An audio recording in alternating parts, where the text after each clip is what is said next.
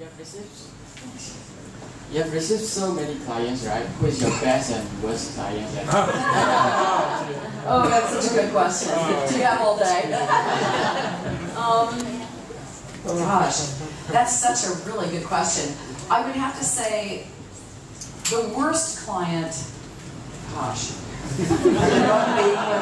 Let's see. You know, I have to tell you, in almost 30 years of photography, I really cannot think of anyone who's been the worst.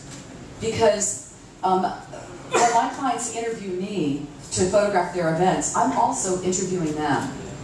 And one of the things I've learned to do is I've learned to say no. And that it's okay to say no to someone that wants you to photograph their event. And it's not that they're a bad person, but sometimes we're not a good fit.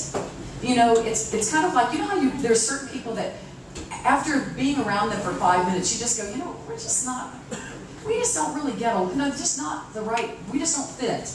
You know, and that's okay. That's kind of what makes the world go round, is that there's people like Lee, who we talk for 2 minutes and we're like, oh my goodness, you're my best girlfriend already, you know?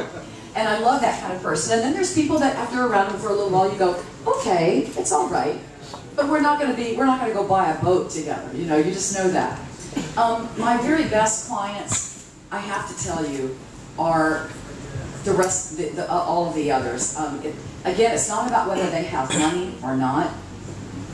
It's about whether they are enjoying the experience. I'm very honored to say that many clients, I've had many clients for over 20 and 25 years. I have brides that I photographed 20 years ago who are now having me photograph their children's 16th birthday parties, and I am their family historian, and so I'm very, very grateful to that. I do have some very high-profile clients. As I mentioned, the Estee Lauder family is one of my clients. One of my favorite weddings that I ever photographed was for the basketball player Gary Payton. And this was because, not because it was some big fancy wedding, but because it was such an interesting study in humanity. When I interviewed with him and his beautiful wife, Monique, he came into the room and he threw himself down on the chair and he was like, okay, lady, okay, what have you got to offer? And it was fascinating to me because I got an opportunity to see, you know, well, what can I do? I want to get this man comfortable with me. So the day that I went to go do their engagement photographs was really hilarious. Because again, I walked into their home and Monique was very, very friendly to me and we immediately clicked. But he had that attitude like, okay, because he's around paparazzi all the time who were trying to make him do stuff. So the first thing I did, he says, okay, let's get this over with. Well, right away that's going to tell me this is going to go well, right? So I said, you know, before we get started in doing your engagement session, I want to watch you play pool. We were in his playroom, and he had this amazing pool table. And so for about the first half hour, all I did was watch him and Monique play pool together. And then after that, I said, you know, Gary, and of course I took some pictures during that session. I said, you know, I'd kind of like you and Monique to go play basketball. Would that be okay? And he said, oh, okay, that's great. So they went outside and they played basketball for about 20 or 30 minutes. And it was at that point that I saw the real man show up. And after that, he was like, wow, this is fun. He goes, you know what? Would you like me to go up and change clothes and we can go get in the pool and I'll do some pictures of me and my wife in the pool? And I went, okay. And it was at that point that I realized that's when I found out who the real man was. And so on the wedding day, Gary Payton, the basketball player, showed up. He had 5 Rolls Royces. He couldn't just have one. So, and all the paparazzi are there and they're flashing their cameras and everything, you know. And he's got all of his buddies. You see, he comes from Oakland, California, and he had nothing as a child. He was a very poor man as a youngster. And he gets in and all of the paparazzi are playing. He's got cape on and everything, you know. And he's basketball player Gary Payton. And then afterwards, he gets in the elevator, he goes upstairs, and that guy, the basketball player, left the building. And he was just another guy like anyone else getting married. And so that was one of the moments that it was truly an experience and a wonderful thrill for me because I got to see the human side of someone who is a celebrity. And I love that, and I love that about photographing people. And the same thing was true with my friends with the Estee Lauder family, as I've become a very close friend of theirs. and have photographed many, many events from them. And when you see people that are around and they have a celebrity status, and then they let you in here, I think that's very, very special. And so I have to say those are kind of like, those are, two wealthy people. I have some clients that I can't talk about because they require that I keep very quiet about their events. But those are two that I can share. Okay, thank you very much, Bambi. More questions? We still have time? Yes? Maybe at the back? Yeah. So what happens if you don't photograph them in their engagement engagement shoot, and you only get to know them on the wedding day itself? That is such a great question. Well, what do I do if I don't get to photograph their engagement session? You know, the dead giveaway, and I'm so glad that a woman asked that question, because here's my answer. When I walk into the room where the bride is getting ready, and I'm always there before she gets dressed. You see, I don't ask for permission to do my job. I tell them what time I'm going to be there. The first thing I do is I look at her wedding gown, because that tells me exactly who she is. You see, if she has, and it's not about how fancy the dress is. I mean, it may be, it may be a very modest wedding. Maybe it's a very poor wedding. It may not be a lot of money. But if it's a big ball gown and it's got lots of beads on it and she's wearing a tiara on her head, that tells me a lot about who she is inside. If it's a very simple gown where it's just very simple, there's no beads and nothing like that, and it may be a very tiny train, that tells me that my approach with her will be a bit, it's not a big showy event about her. If she has lots of sparkly jewelry that she's going to wear, that tells me that she kind of likes to get noticed. So I let the unspoken tell me volumes about the client. It's kind of like us women. When we go to a shopping mall and we walk into a store, a sales lady will come up to us and she'll say, "Can I help you?" And you might immediately say, "No, thank you, I'm just looking," until you walk over and see that amazing pair of shoes and you just have to have them, right? So you see, there's certain things about us women that when we walk into a store, we know we have to have. We may not even know how to vocalize it in our head. Well, I want this, this, or this. But when we see it, it calls us and we have to answer that call, correct? So those are the messages that I have to answer. And so when I walk into a room, I pay very, very close attention to the subliminal messages that are sent because of who we are as individuals. And I find that absolutely every single time, if I watch what she's going to wear, that'll tell me a lot about who she is as a woman. And then I listen very carefully. That is my very best quality, is that I'm a really good listener. And I try to ask the kinds of questions that require more than a yes and no answer. Like, I would not say to someone, "Tell me, what kind of photography do you want?" First of all, nobody knows what kind of photography they want. And they may say, "Well, I don't want any posed pictures." When in reality, what they're really saying is, "I don't want to be posed all day long." And yet, everybody wants a beautiful portrait of their mother and themselves. They want it done nicely. And there's not a woman in the universe that wants to look fatter and flatter than she is, right? So we all want to have a flattering picture taken of ourselves. So those are the kind of things that I think about when I'm photographing, not just weddings, but any event. Excellent question. Wow, fantastic insight. So more questions, please. Yep, gentlemen. Okay, every day there are a lot of photographers coming on the market. Here you go, honey. I can't hear you too clear. Okay, every day there are a lot of new photographers coming onto the market. So how you want to be a standout photographer for a wedding, and where you get inspired for your photo? Excellent question. Well, you guys have got great questions. Well, first of all, how do I get inspired? Is it okay for me to stand? Okay, because it's so easy for me. I'd rather look at your eyes than your faces. Okay, first of all, about inspiration. I'm inspired by everyday things. I absolutely love fashion. If I wasn't a photographer, I would absolutely be a fashion designer. I would love to do that. And what I like about fashion is that it changes. And it's not the same every year. And that sometimes fashion designers come out with really crazy things, like maybe they'll have like a fur bra or some diamond sparkly things that are, feathers coming out of their hair or red eyeshadow and just crazy stuff. And what I learned from those is that, and to answer your question, it's about those kinds of things help me to see that it's about doing something different to get you noticed. And it's crazy as all get out, because the things that get people to come to see me, to hire me as a photographer on my website, they may hire me because I have done this amazing picture of this woman laying on a lounge chair out in this beautiful field with this great tree, but they won't want that themselves for their own event. So at the end of the day, this to me is the key to our success. It has nothing to do with the fact that there's a million people out there with a good camera taking pictures. The real key is, am I, as a photographer, doing something different? Am I not afraid to be the first person on the block to be able to photograph a little bit uniquely? If your pictures are exciting and interesting, even if somebody hates a picture that you do, that's a good thing. What is the worst thing that can happen to you is if you take pictures that are boring and just like everybody else, that's the worst thing that can absolutely happen. So I would encourage you to step out of your comfort zone and embrace doing once in a while, like every month, give yourself a personal assignment and say, you know, I'm going to try to do pictures that are just different. I'm going to pull some elements from lots of things like fashion magazines or brides magazines. But if I don't do great pictures, it's all right. Don't put yourself under a lot of pressure.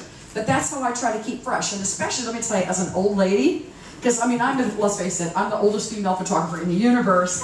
And so because of that, I have to work extra, extra hard because all you young kids out there are going to kick my butt if I don't. So that's how I keep my edge. It's a really cool way for me to kind of keep my finger on the pulse of where the market is going to.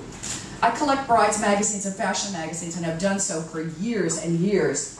And I pride myself on watching the new trends come up. And it's great when you get it right. And if you don't get it right, well, there's always tomorrow. So, thank you. That was a great question. Photography directly, or you may beg to differ. What do you think about the demise of Kodak as a great company? You know, years ago I was a banker, and I used to bank Kodak in the UK. And then it was an icon in its own right, but it just missed the whole digital game, and it's pretty sad when you see a name like that on the rocks. You know, it is so interesting that you mentioned Kodak. I'll tell you a really quick story about them. First of all, at one time I was a mentor for Kodak, and they would sponsor me for educational programs, and because of that, I was part of a very rare little group in the early 90s. I went to Kodak. They invited myself and about 8 other photographers from around in America to come to Rochester, New York, and to talk with them and be a focus group about this new thing called digital photography. At the time, Kodak had their Kodak digital camera, and it was when then and Fuji were the two big names that they were playing with digital photography. It was before Canon came out with their digital cameras. And you know, in this meeting, it was such an interesting experience because after sitting there talking with them for a period of 4 or 5 hours, they took us on a tour and showed us their new digital department. And it was no bigger than this room. And I went, oh my God, they actually think they can hold back digital photography. You see, I really believe, it's my personal opinion, that Kodak missed the boat because of arrogance. That they thought, because they had so much invested in film, and that because of that, they thought, well, you know, we are such a big boy, you know, we can hold this back for a little while.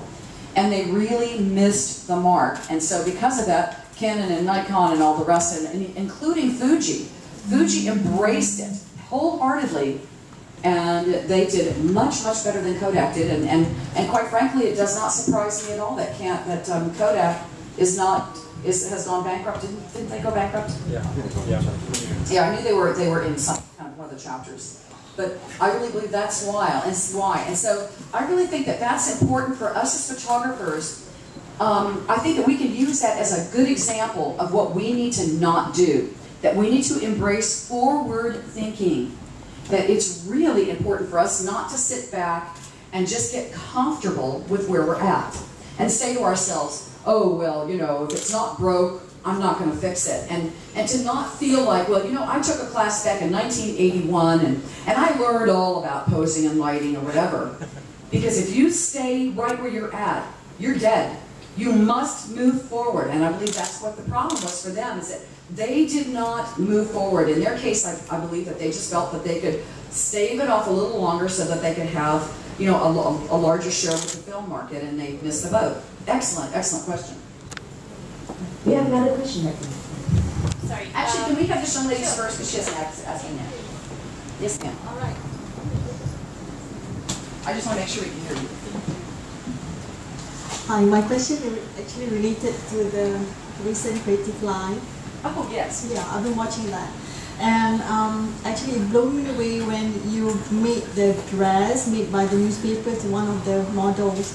And I'd like to know, actually, when any normal clients walk inside the studio or us to book a session with you, how do you actually decide or speak to the clients to go on what kind of concept they're going to be photographed? I myself, like, okay, I want to be photographed in that kind of dress. So I want to know how actually you talk to them. Did they decide first if they want to be photographed in such? Excellent question. Okay, for those of you that don't know about Creative Live, creativelive.com is a live internet organization. They produce educational seminars around the world. And I just completed a 3-day weekend with them where I did a live presentation. Well, one of the things, getting back to this young man's question about how do you keep your edge, is I'm always trying to think of things that I can do to get people talking about me, my clients. You see, it's not about the photograph, it's about the experience that you leave with that client. And so one of the things I started doing one night about 3 months ago, quite often I'll lay awake half the night thinking of new things that I want to do. And I started thinking about random things that I could create an experience, a photographic experience, to make my clients start chatting and talking about me. And so I thought, well, you know, wouldn't it be kind of fun if I created a dress for my client to wear out of newspapers? And nothing but newspapers and duct tape. And I know that sounds really crazy. And so I started thinking about it, and then like within 2 weeks, I did a session. And what I did is, I will do that with any client. Because it's not about whether they buy that picture. And it is so funny. I can create that dress, and after I've done my normal photo shoot with the client, where I'm just doing beautiful, normal, safe photography, then I might say, well, you know what, just for fun, what if we could I just have the next half hour that's just mine with you, and I'm going to play. I'm going to create a dress for you out of garbage bags or newspapers. And they look at me and go, Bambi, what are you doing? This is so crazy. But at that point, they're my friends. And I'm like, oh, come on, just humor me, okay? Let's just do it and have some fun. So I keep garbage bags in my studio, big black ones, because it's a really cool thing to be able to wrap the body in that. It works really great. And also newspaper. And so this first little gal that I did, she's giggling the entire time that I'm creating the dress. It takes me about a half hour to complete a garment. And then we did a series of photographs of her wearing this garment. Now the cool thing is that when she got home and she started talking to her family and her friends on Facebook about her photo shoot, what do you think she's talking about? Yes, we did some beautiful pictures of her, but she's gabbing all about her photographer who's, oh, you know, she made me an entire dress out of newspapers, and it looked so cool that I wanted to go out and I wanted to go to a club, a nightclub, wearing this outfit. So it works great for me. It was just a fabulous experience. And you know, to me, it's okay if I have a client who says no, it's all right. I can do it for tomorrow's another day. And so I always just try to do things that just shake people up. I want them to go, oh, you know. I know that sounds really crazy, but my goal is just to I want them to get excited about the experience. It's not about necessarily pressing the shutter. If I get them, if they look beautiful, if it works great, that's icing on the cake. But if not, the experience was well worth it. So right now I'm experimenting with other kinds of things like, let's see, bubble wrap. That works really good. I also like tin foil. tinfoil is going to be amazing. I've got some ideas for tinfoil that can be really fun. And what I do first is I prepare the body. I don't just do it on a nude shape. I have an undergarment that I have them wear that's quite modest, so that it's not inappropriate and it's not a vulgar experience. And then afterwards, I have my assistant, we just start grabbing the duct tape and we start taping them up. It works out really good. And my goal is just, again, to create something that's really fun and trend-setting. And I have to tell you one really quick story about the Creative Live experience. A young man who has Asperger's syndrome, which is on the spectrum of autism, was watching this program that I did for Creative Live. He was so excited about what I was doing that afternoon, he's 12 years old, that afternoon he created a garment out of paper plates and napkins for the model to wear. His mother sent me an email and said, Bambi, he never can sit still. We can't keep his attention on anything. And yet this was a path for him and took his attention all afternoon. That to me is worth every bit. It's just, to me, was the most amazing experience I could have ever had. So, you know, I guess what I'm trying to say is that, you know, don't be afraid to do something different. You know, and don't be afraid to have somebody make fun of you and other photographers make fun and say, ooh, what are you doing? This is so stupid. You know what? No one that is a forward thinker that does great things ever was in the middle of the room. I don't know if you know who not Bill Gates, but Steve Jobs was. Hello, you know. I just finished reading his book, and I will tell you that was the thing about him, that while he was not maybe necessarily a good person in here, you cannot argue with the fact that that man was forward-thinking and did not allow negative talk to turn him away. And that's it. I really want you to know that. Don't listen to negative talk. Don't listen to the people who go, oh, well, there's no business anymore because everybody's got a camera. You keep moving forward, and you will be those people who at the end of the week will be there. You're going to be the ones that still people are going to come to see. Thank you for that question. Excellent question. Wow, thank you very much. Speaking about the trends, speaking about adapting to trends, this kind of thing, so how do you remain true to yourself? Because I guess the client hires you for a particular style or look, and so how do you feel, I mean, for example, like looking forward about the future, things like that. Like for example, maybe now vintage is in, and how do you, you know, it may not be exactly the style that you're doing. That is such a good question. And I can really address that with great authority because, do you know when I got married in 1975. I married my high school sweetheart. My husband and I have been married for 37 years. And the person that photographed my wedding ruined it, okay? You know why? Because I hired somebody with a good camera, okay? But you know what was popular in 1975? What I wanted so bad was that picture of the bride and groom in the wine glass. I did, I totally wanted that picture. I wanted that, and then I wanted that picture of the bride and groom gazing down on the ceremony like two angels.